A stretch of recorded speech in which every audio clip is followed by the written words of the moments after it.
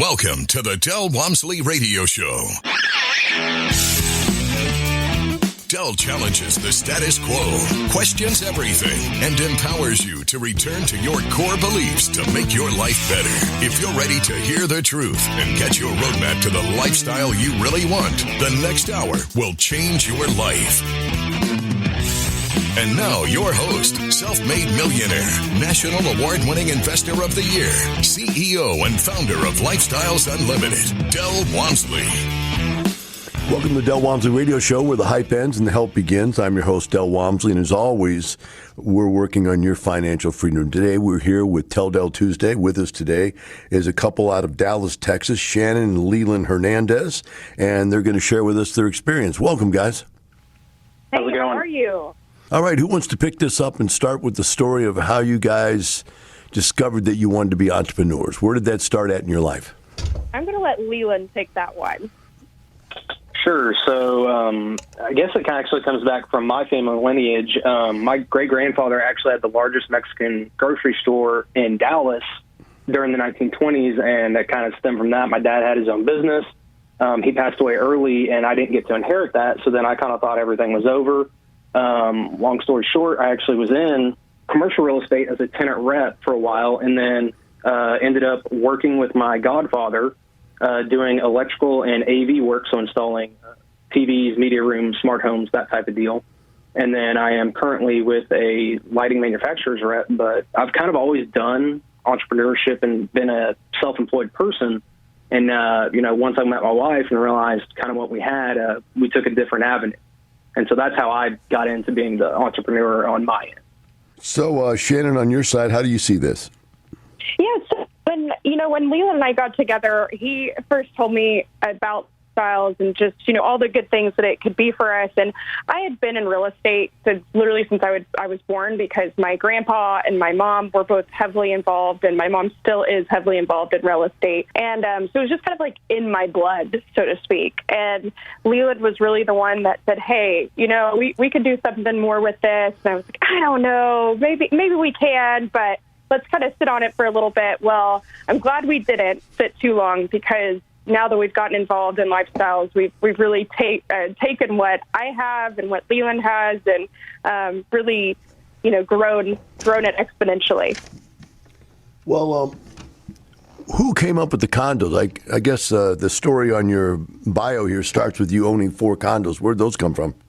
So those actually came from my grandpa. Those were inherited condos that he, back in the day was like, you're going to have these condos one day, you're going to have your own business. And I was like, great, 4-year-old me saying, that's awesome.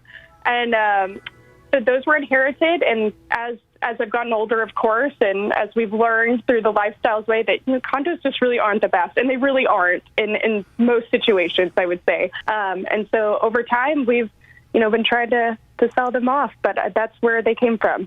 Wow, that's pretty nice. Get inherited 4 condos. That's nice.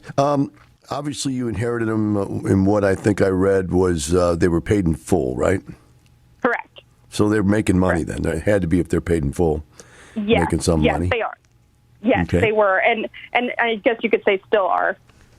Yeah. So, Leland, how did you hear about us? If you're the one that led the family into this thing, where did you hear about us? While I was out, doing my 1099 job through my electrical stuff, I'd be in my truck quite a bit. And I actually heard you on the radio, on the AM channel. I was looking for, I think, a sports radio channel, and I heard something about real estate, and I was like, oh, that's cool. Well, I was on the tail end of it. It took me about another 2 weeks to finally figure out what the name of Lifestyles was, just because, by chance of missing it. Mm-hmm. And that's how I actually heard about it and found out about it. And then I think you were talking about it last week or a couple of weeks ago about how usually when people listen to you, they're actually kind of mad or upset or angry at you because it just doesn't make sense or they don't understand it. And I can say I was that guy, and I was like, no way, this is true. And then I started thinking about it and listening and then comparing, apples to oranges versus what I knew my wife has and how you're saying to do it. And I'm like, oh my gosh, we're rolling something big here. We just don't know what or how to do it. And then through the course of listening, I've become educated. It's an interesting point you bring up. Could you imagine you wake up one day and somebody says to you, if you just would have wore a pink shirt every day, you'd be a millionaire? And you go, get out of here. That doesn't make any sense at all. You're stupid. That's crazy. It's, nothing my parents ever told me, right? And you go, I just can't believe it. And it's some things in life are that radical, just that much different. So when you first heard about it, did you guys go to the 2-day together, or were you together at that time? How long have you been married? I don't even know that. I'll take this one. So we've been married for 4 years, been together for almost 8 years. We met when we were in college. And so we actually went 2-day seminar together. And that's really where he got me on board after trying to convince me to go to this 2-day seminar for, I don't know, probably a year. Boy, that's tough, man. That is tough. There's nothing tougher than trying to convince a spouse. I have a saying, I don't know if you've ever heard it being at Last Cells, but it's called Rule 1437B-7 in the Book of Life, which means no one will ever believe a thing you say once they've seen you without your clothes on, or more commonly known as familiarity breeds contempt. In other words, how could you tell me something I don't already know? You're my spouse. I've seen you do dumb things, right? And so you can't tell me something important that could change our whole life. So it's really hard for a spouse. And I go through the same thing. It doesn't matter. My wife was around when she was worth like 10 cents, and now she spends millions of dollars a year, and she still doesn't believe a thing I say. It's just like, yeah, I know you. I've seen you in your slippers, come on. So it doesn't work. So let's go back to Shannon. Shannon, when you went to the 2-day, what aha moments did you have where it slapped you in the face and said, I better pay attention here? I think what it really was a couple of things. Of course, David Fisher was leading it, so it's always a great time when he's leading these seminars. But the first thing was the single day, or the single family first day, where we were really talking about the numbers and how you can really go from 1 to 10. You can't get rich slow. That's one of our favorite slogans to use for Leland and I. And so that was kind of the first, flicker. And then I would say the next day was we were talking about the multifamily. I started to realize what we really had between my 4 condos and things that, money that we had saved up together, that we could really do this. This was truly an option for us. And I would say that was the biggest light bulb. Hearing him speak about these ways that people have made this kind of money, and how, you can do it quickly, not necessarily, tomorrow kind of thing, but if you stick to this plan, you can't go wrong kind of situation. Yeah, that's interesting. The first point you made, I thought, was interesting. It's amazing that you can go to something that has so much information in it and be fun to listen for 2 days. Most people say, you couldn't keep my attention for 5 minutes, and David keeps your attention for 2 days. It's amazing what he does. But, it is. He's truly gifted. The next point I get out of that I think we should share is the fact that most people that already own real estate that go to the 2-day, the first day they're sitting there punching each other going, we do that. We do that wrong. We do that wrong. Did you see a bunch of things that you could have done better with what you already have? Oh, 100%. And Leland and I both were looking at each other like, there's so many things that we could take from this and just really make a lot better. Yeah, it's amazing. You don't get educated in business at school. They don't teach you any of that stuff. When somebody throws it out there in front of you, just like you absorb it like a sponge, you go, wow, that was good to know. I wish I knew that 5 years ago, right? That type of thing. Exactly. So that's good. But the multifamily caught your attention, huh? What was it about the multifamily that really struck you? In fact, wait, I want to go back to one more point you made. I'm going to highlight these points that you made. You made some really good ones. The last point you made that was so good was we looked at what we had and we realized we had enough. I don't know how many people that I've consulted in 34 years that didn't realize they had enough money to buy enough real estate to retire. They just don't realize it. They don't think about it because where it's at in their life isn't making them that much money, and it isn't that effective for them. So for you to have that realization while you're there at the 2-day is really, it's a light bulb realization that, hey, we've really got what it takes. So you can put that plan together. You guys, we've got just 30 seconds left. What is your plan for how many years? Just a quick answer. Are you a 2-year, 3-year, 5-year, 7-year type plan? Leland, you take that one. Probably, as it sits right now, we're down to probably 3 years. 3-year plan. Excellent. Yep. Very, very good. So we're going to take a break right now, guys. We'll come back and get back into this when we return. We'll be right back with Shannon and Leland Hernandez in the Del Walmsley Radio Show.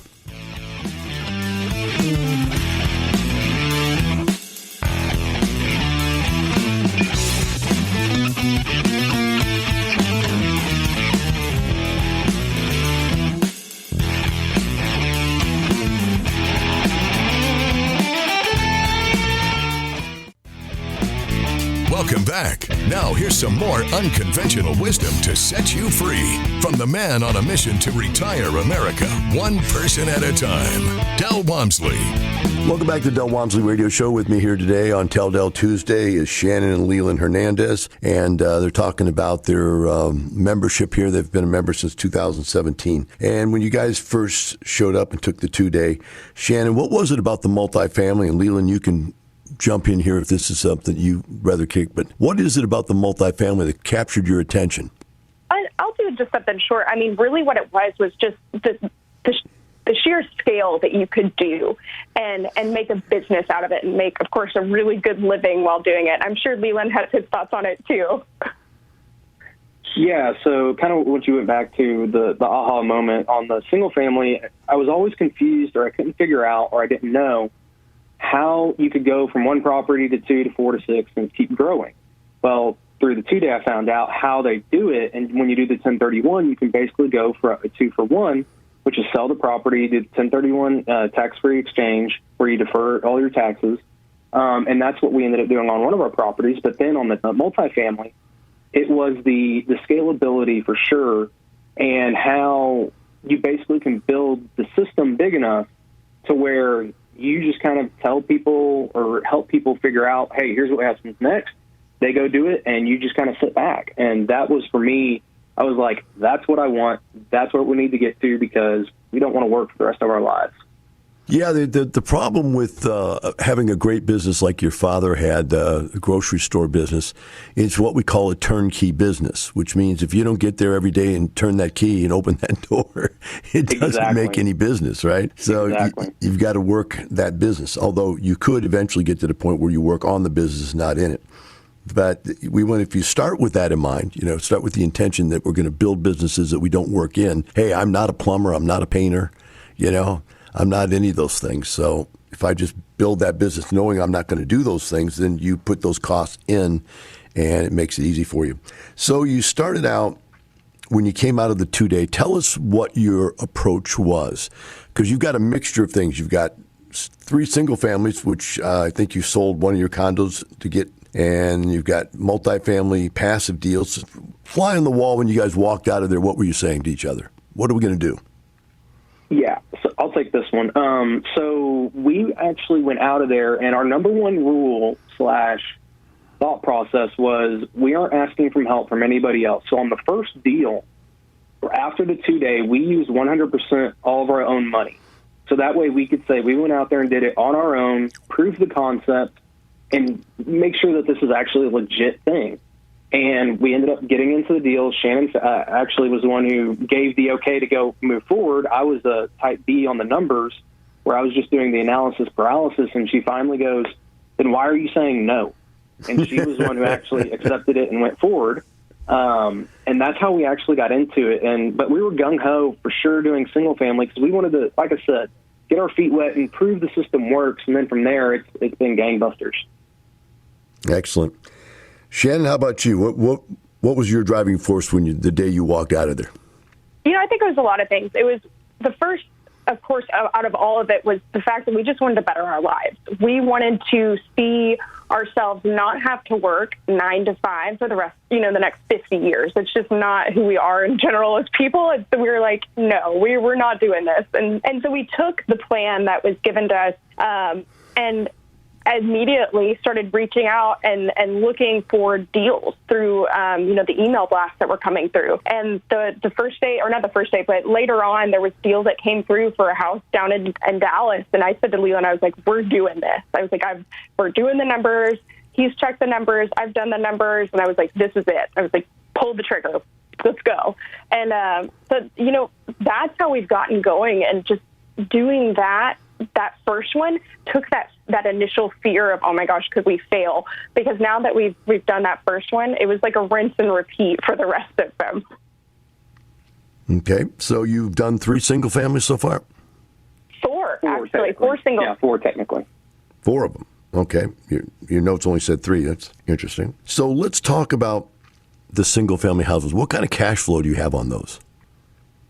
I will take that one. So on the first house that we had, that was the one from the email blast. That one, I want to say was around 460 something, somewhere around there. And then we sold one of the condos and did a 1031 and bought 3 in Fort Worth, brand new builds during the pandemic, while my wife was pregnant. And those anywhere between, I think it's a 450, a 650, and then a 530 or 540 on those 3. Wow, that's quite a bit. We were very busy in 2019 and 2020. Wow, I'm just adding this all up right here. That's 11, 16, 17, 19. Pardon me doing math on the air. This is radio, but you can't see what I'm doing. That's 8, 9, 15. That's okay. $21.90 a month. What I penciled out here, just doing it in my head here. $21.90 a little a month. high, but it should be between $1,600 to $1,700 if I remember right, somewhere around there. Yeah. We sold the Dallas property once we decided we needed to get out of that particular property, so that way we could go and invest some more in some of these newer builds and of course into multifamily at some point.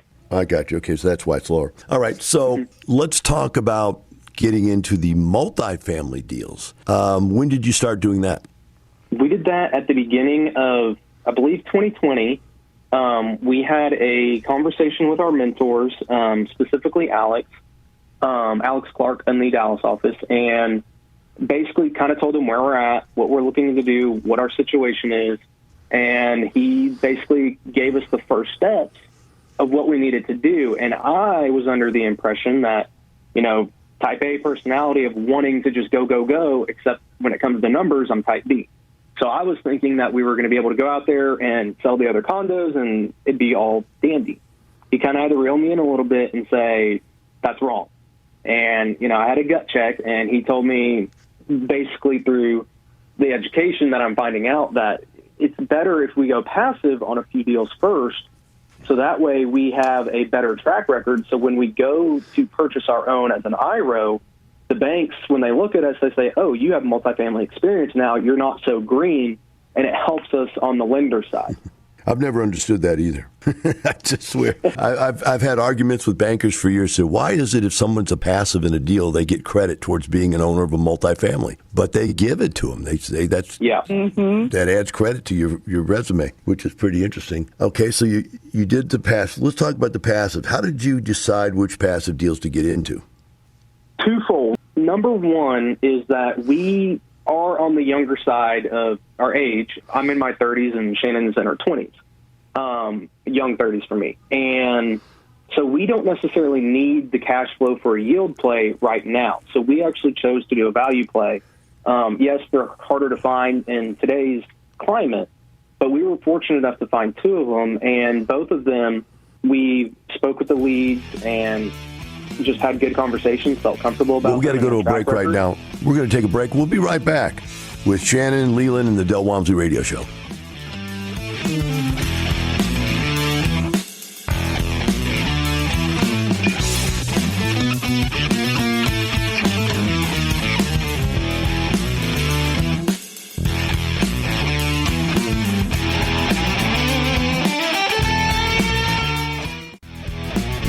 Welcome back. Now here's some more unconventional wisdom to set you free from the man on a mission to retire America, one person at a time, Del Walmsley.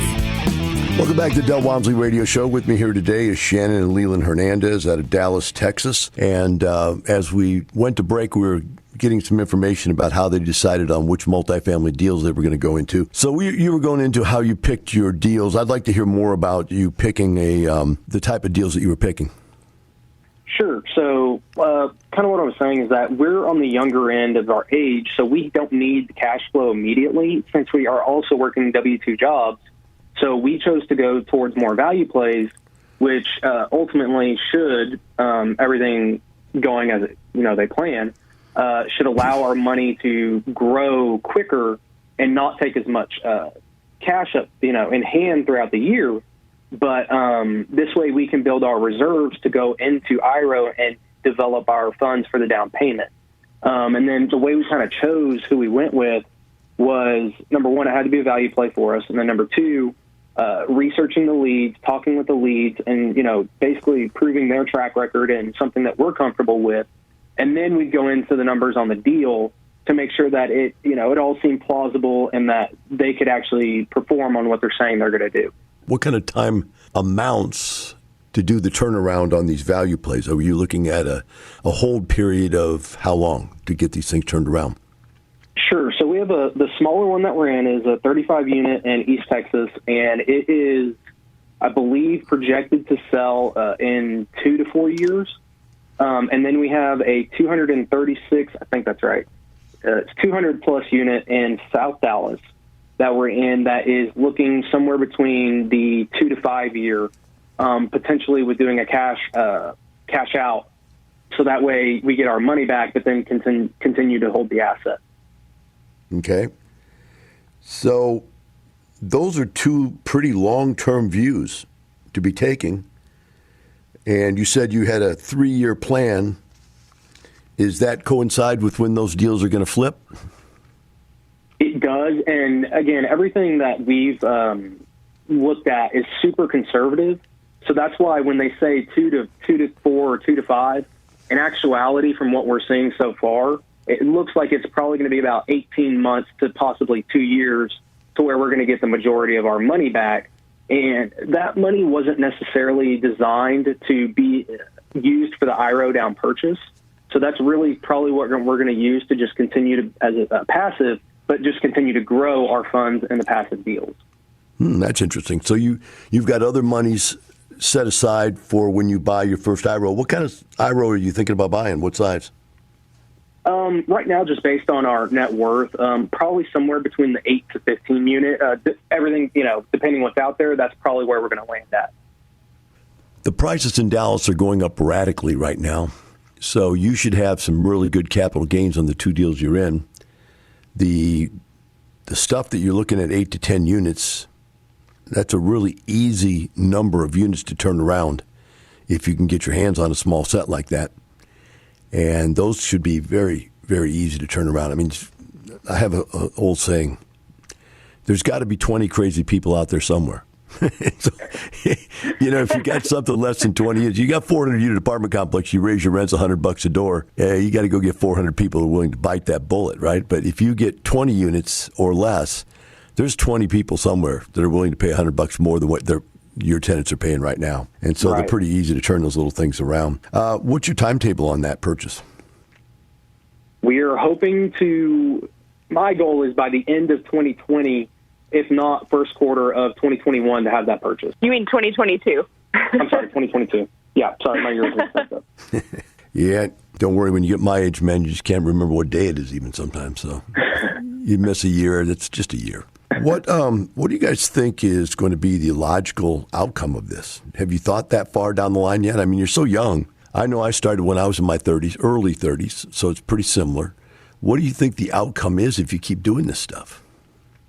I mean, I think it's going to be a lot of things. I think it's going to be us being able to give our daughter the best life that she could possibly have, and also where Leland and I can go do things that we want to go do. Right now, I have a great job. I just received a large promotion, and so we're good on the W-2 side. But we've always talked about, we don't want to be tied down forever. We're cool for the next few 3 to 5 years kind of situation, but our goal is to be able to go and see the world, go and travel, and just honestly try all kinds of different food, because who doesn't love food? And that's the biggest piece of this goal is we can do that. We can do that with real estate and do it quite easily in a sense. Wow, food. Interesting conversation. I'm going to test you guys right now because my wife failed in these two tests. First of all, what do you put on top of meatloaf? What is put on top of meatloaf when you cook meatloaf? Leland would My say mother nothing. did it with ketchup. That's exactly right. My wife had never heard that. Never heard. As I say, but ketchup is number one. Yes, it's in every recipe, I think. You've got to put a row of ketchup across the top of it before you bake it. Otherwise, it wouldn't look like meatloaf. Let's see, here's the second one. Do you know what rhubarb is? I do not. I know what it is, but I'm not familiar with it. I got you. There we go. See, this is an old country boy coming out, poor old country boy coming out here and talking to you about stuff that people from the country would know about. Rhubarb is a vegetable that looks like celery, but it's red. And they make rhubarb pie out of it. A little bitter. You know how bitter cherry pie is? It's got that same kind of bitterness to it. But it's just funny that, you say, I like to find out about stuff. It's amazing to me that, a grown wife that's lived her entire life doesn't know what those two things are. And well, I guess I lived a different life. Yep, that is true. So she comes up with music things all the time. You don't know who that is? No, I don't have no idea who that is, right? See, I can do that. I can play that game. Yeah. So as you move on in life, things change. Do you guys have any even inkling of how much money you can end up making if you started 30 years old? Do you have any idea? If you just keep doing it at a regular pace, in other words, you buy, you hold it for a few years, that one's ready to turn, you turn that, you buy more. Keep doing that from 30 until you get to be retired age, and I say retirement age as in normal people's retirement. I retired at 34 years of age, but even not working, just doing the real estate, do you have any idea how much money you've made making? So I've always had this dream of $5 million. For some reason has always been, if we have that amount, that's just, we're set for life. And for some reason, the more and more I educate myself and I listen, I feel like that's an incredibly low number. Yeah, it is really. In this day and age, almost everybody that tries this stuff becomes a millionaire within a couple of years. I mean, 2-3 years they're a millionaire. Mm-hmm. In this day and age, it's just because money's so inflated now. But can you imagine making $250,000 a month? I mean, that would be incredible. Yeah. Forget about how much money you got in the bank. Remember, you don't use money. Once you get rich, your house is paid in full, your car is paid in full, and you're old, you don't go anywhere, you don't do anything. And money just comes in, and you just throw it in the bank, and it just starts piling up. So you go, I don't know what to do with this. Let me buy something else. You buy something else, you make more money. And it just happens. And one day you wake up and you go, man, how did this happen? And that's the beauty of being young, starting young. So if people out there are listening to this right now, if you can get in here and get started in your 20s and your 30s, by the time you get to, I think by the time I was 40 years old, I was worth about $10 million. By the time I was 50 years old, I was worth about $25 million. By the time I got to be 60, I was worth about $75 million. But it just adds up, and you can't even stop it at some point. You go, I'm going to spend that money. I told myself one year, I'm going to spend everything I make on, I'm going to buy me a property, and I'm going to take that property, and every penny it makes, I'm going to find a way to spend that money. So I started taking Lifestyles members out to eat every Friday. We had road trips every Friday, right? And I'd take people out to eat. And it got to the point where everybody would show up after the road trip just to go eat.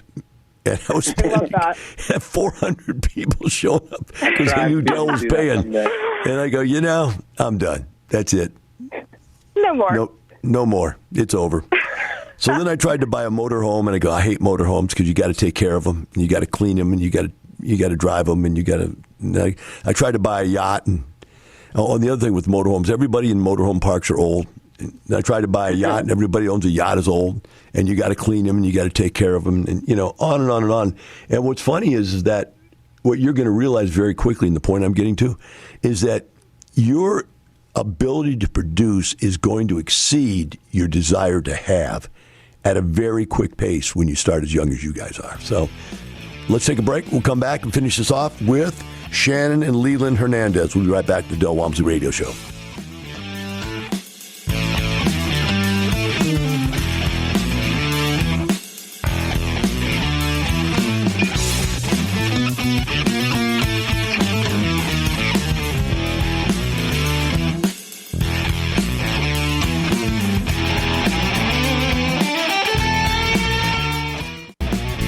Welcome back. Now here's some more unconventional wisdom to set you free from the man on a mission to retire America, one person at a time, Del Walmsley.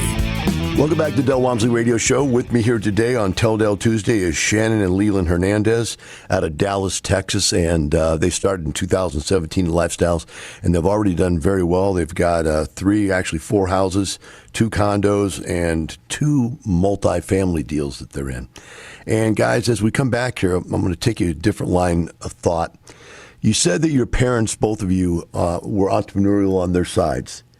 So let's start with the family. Was there any pushback from the family for you taking your inheritance and going out there and investing in real estate on either side? There wasn't a huge pushback. I think my mom was, because she does more of the real estate stuff. My dad was like, well, I mean, you guys are going to live and learn. And so my dad was like, you guys do what you guys do. And my mom was more on the side of caution, but she was supportive. She's always very supportive of anything that Leland and I want to do and want to pursue. And I think that's just what makes her a great mom in general. And I think, Leland can talk about what his mom has said to us, but I would say overall it's been very supportive. Leland, how about on your side? I wouldn't say there was a ton of pushback per se, but there was definitely some skepticism and, making sure that we actually could afford it because, when we started off, we were very broke college kids, for lack of a better word. And we were literally right out of college. We saved up. We're very smart with our money. We live well below our means, and that has allowed us to have this long-term view where we're at. But my mother is actually also my CPA. So she is very much into the details, and she can kind of point and say, hey, you're screwing up here, or you need to watch this here, or hey, you're doing good. So far, I have yet to have the, hey, you're losing money conversation. So as far as that goes, I think she understands that I'm, trying to do what we can as best. And she also kind of said it, I didn't get a master's degree, but I paid for it with education, and it seems to be paying off very well. The lifestyle education. Yeah. So you got a soft landing with the family. That's pretty good. What about friends? You guys are young. Your friends have got to think you're out of your mind.